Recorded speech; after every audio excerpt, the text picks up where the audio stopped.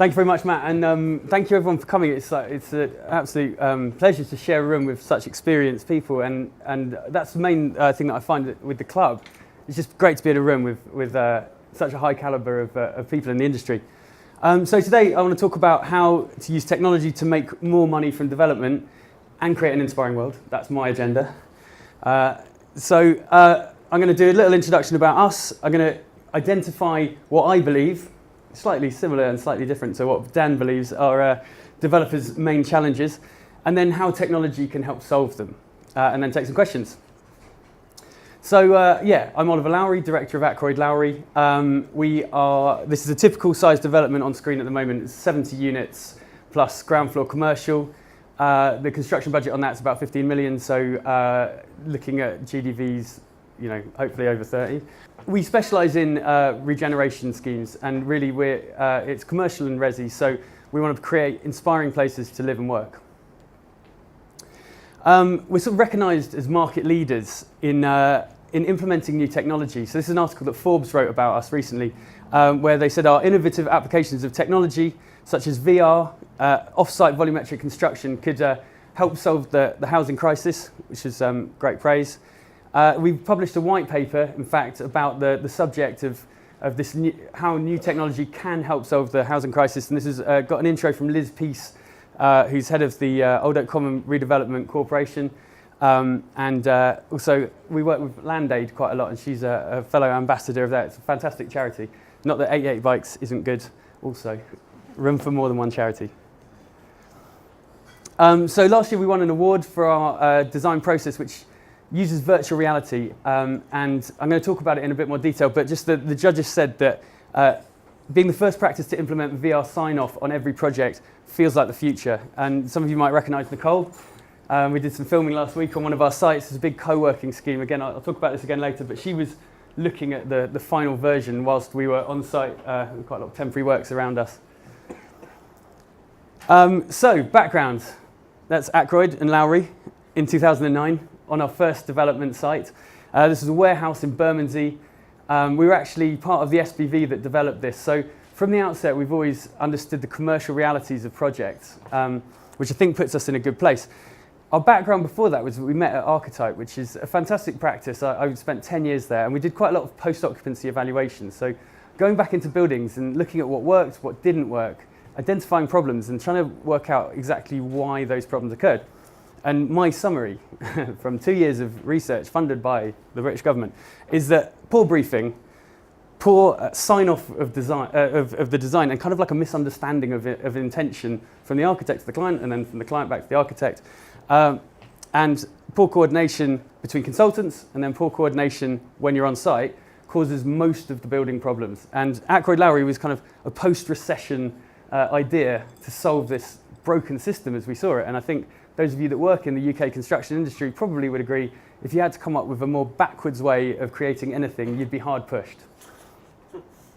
So this was the outcome of that first development, 5-unit little scheme, but we were off and running, and this is where we are now. So we've got a team of 12, and for us, we start with why. Our why is to build an inspiring world. That's the top level of our kind of vision. Our values, we also have values, are passion, fun, and trust.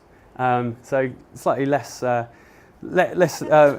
wordy than yours. It's not competition. My values are bigger than yours. Yeah. But mine are more passionate and fun. No heckling. But why should developers care? And what I want to talk about is exactly that. Why should people share in this vision with us? Well, I think it's because we've set up our process around trying to solve the problems that we think that developers have, particularly developing in London. So these are the 4 things that I believe on every site. It's finding the site, achieving a good planning consent, the delivery, and then the sales. And I think architects tend to focus on achieving good planning consent and delivery. They don't tend to focus on the commercial realities of finding sites, and they don't tend to focus on the sales. So little show of hands, who's a developer who uses architects? How many of them have asked you about your sales process? You can put your hand up if they have. Good, none.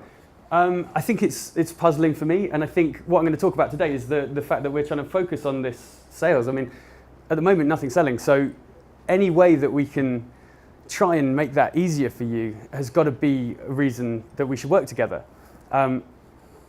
So these are the 4 issues. This is the design process that it's not even the design process, this is the end-to-end process that we've set up around it.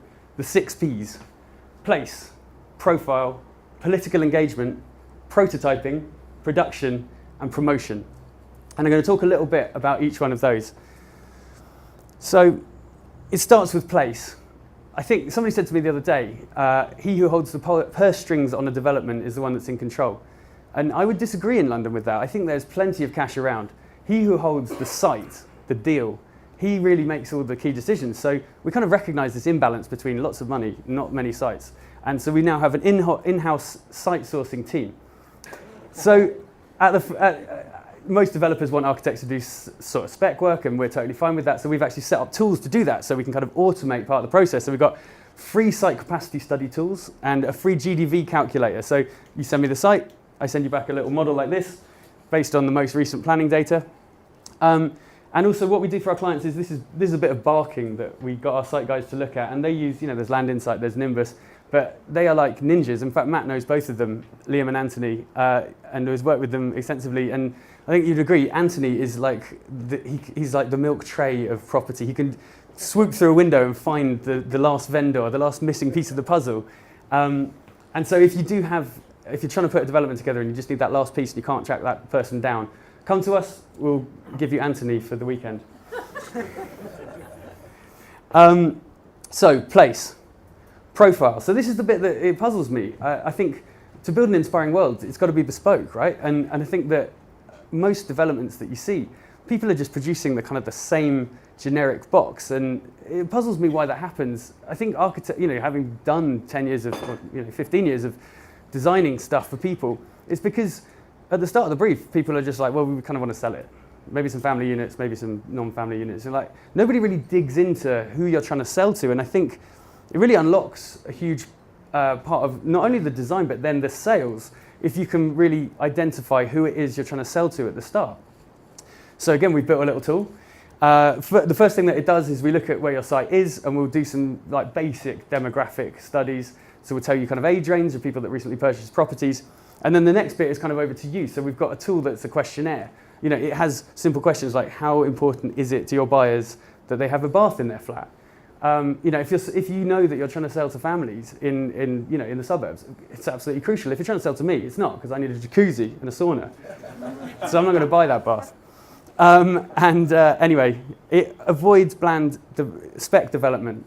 And what it does is it gives us a rich sort of brief.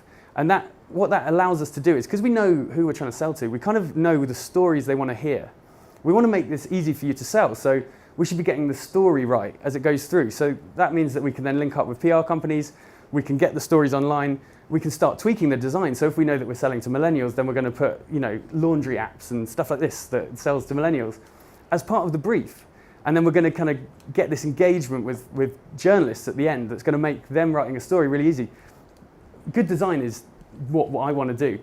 Selling units is what you guys want to do, but this is a win-win for us because we get to do both. So, third bit, political engagement. This is not actually strictly a technological solution. Although we do work with the GLA, and this was a picture of a breakfast that we recently did. So we've got Colin Wilson, who's actually at Southwark at the moment, but he's GLA, and we've got Justin Carr from the GLA, and we've got some of our clients, and what we're doing there is really nailing down into the New London Plan.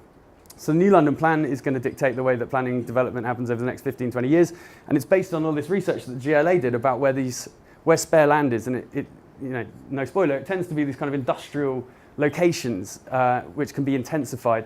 So we're doing a lot of work identifying boroughs where there is capacity, which tends to be the outer London boroughs, and also Labour local governments who support development. It just tends to be the way that it is.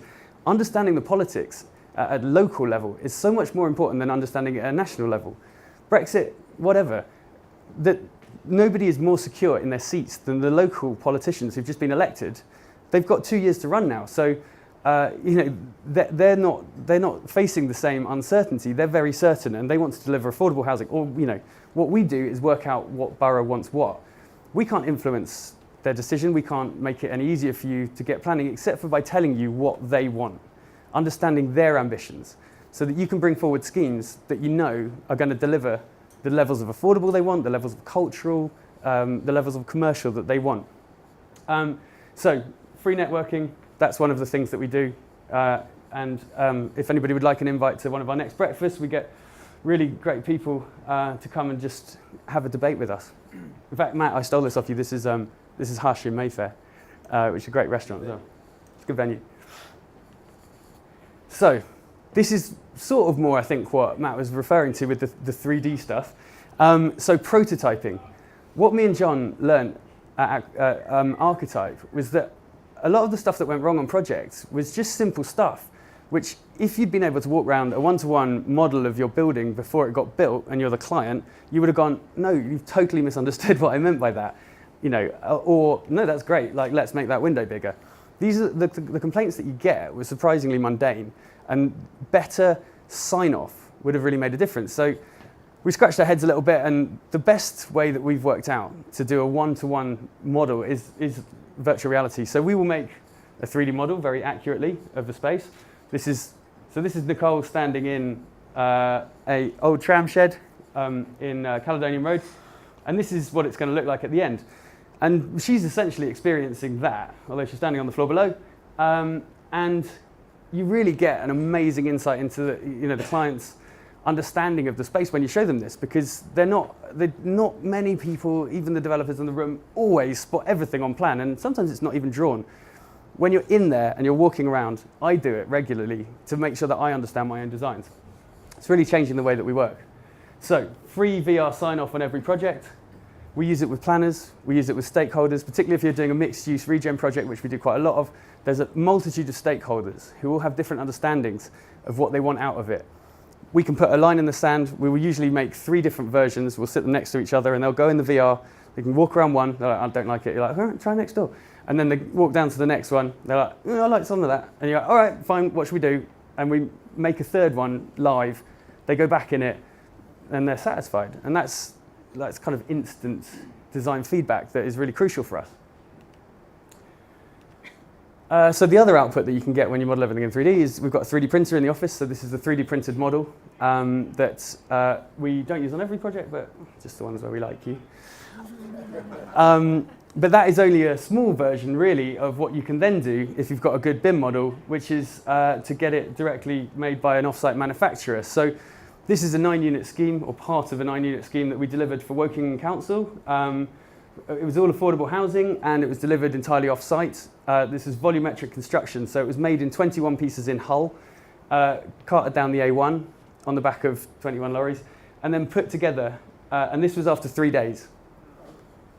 So it was actually 3 months in the factory, and in that time we put in the drainage, we put in the pad foundations, but 3 days after they started the modular installation, that's where we were. And 9-unit development delivered in 3 months on site. Our process has been developed to solve developers' pain points. This is it at the end. There's better. It's not. We didn't actually do the planning design, so I can't. We just delivered it, but it doesn't look like it was made in a factory, and I think that's pretty cool. So the last bit is promotion, and this is where if you've done your research at the front end, then your PR stories have kind of made themselves. You're making sure that you're targeting publications that the people that are buying your units are going to be reading. And what we offer is to make a microsite that will contain the kind of the stories. And then it's quite easy then to do outbound social advertising to target buyers because we know who they are. We can do the kind of, dare I say it, Cambridge Analytica on people. And in a less cynical way, because these are only people that are going to want to buy the product that you're developing. Pay-per-click and SEO for keywords. So what we found is that people, they don't tend to go to Rightmove and then search. They'll start that search by going, I want to live in Leighton. And what a pay-per-click will do is get your name of your development to the top of the list above Rightmove, if they're targeted, and what you can also then get is a full report on the kind of success of your campaign. And so that the circle is then completed, and we've got much more data that we can use for the next time round to make sure that we're targeting sharper and sharper. I've rattled through that, so I think I'm pretty much there. Just to say that this is one of the larger developments that we're now working on, which is a kind of mixed-use regen scheme, which we can't say too much about. And this is another one that we're doing in Croydon, which is for inspired assets, which is where we're doing an amazing kind of roof terrace cinema and bar. If you want to get in touch about any of the tools that we talked about, then email me, grab me.